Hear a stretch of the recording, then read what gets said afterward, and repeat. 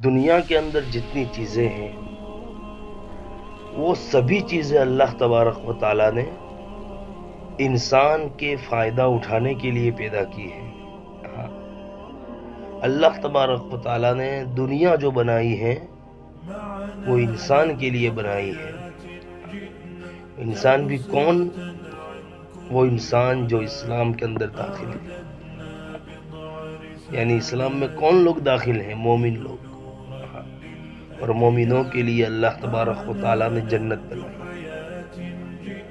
इसलिए हम जन्नत में जाने वाले काम करें, दुनिया की चीजों से हम फायदा उठाएं, और बिल्कुल उठाना चाहिए।